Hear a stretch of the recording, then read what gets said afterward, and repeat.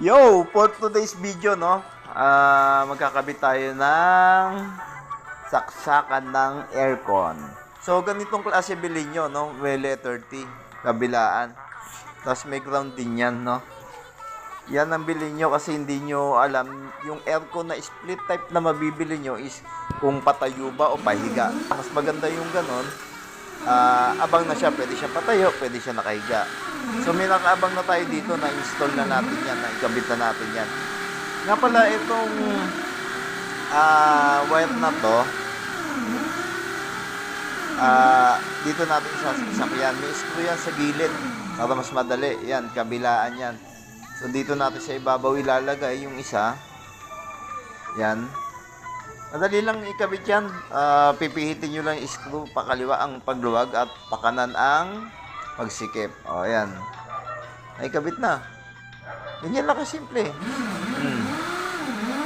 Huwag ka lang ngingiwi, ha? Huwag mo, pagka pinihit mo yung swabe lang, huwag kang ngingiwi. Dahil masobrahan naman yan. Di problema pa yan. Abono ka pa dyan, no?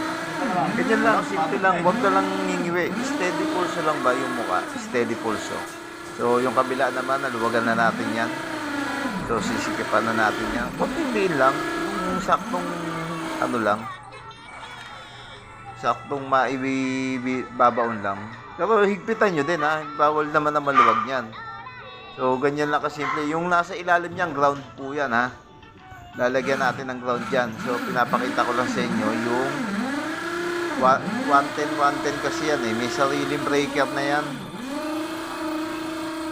Andyan lang sa may hagdanan naka-install yan, kaya okay na kahit walang breaker dito. Malapit lang naman yung breaker niyan. Pero ang standard talaga niya, may sariling breaker yan. Diyan malapit sa saksakan. So, ikabit lang natin para maipakita na din natin sa may-ari kung satisfied siya sa paglalagay. So, pwede pa natin baguhin niya. Mga nasa 1 meter naman yung haba ng ano eh. Yung split type na kable. So, papa-approve lang natin. Papakita lang natin sa may-ari kung okay sa kanya yung ganyan. Kahapon kasi wala eh. Kaya hindi natin naikabit. Ngayon, andyan yung may-ari. Kaya papa-approve natin. Tapos, i-upload na natin to. Papakita ko sa inyo yung buong details. So, ganyan lang kasimple, no? May sariling breaker yan. Papunta dyan. Ang ang plano kasi ng may-ari dyan is 1.5 HP. So, 20 amperes lang yung nilagay natin. Kaya na yun. So, ayan na.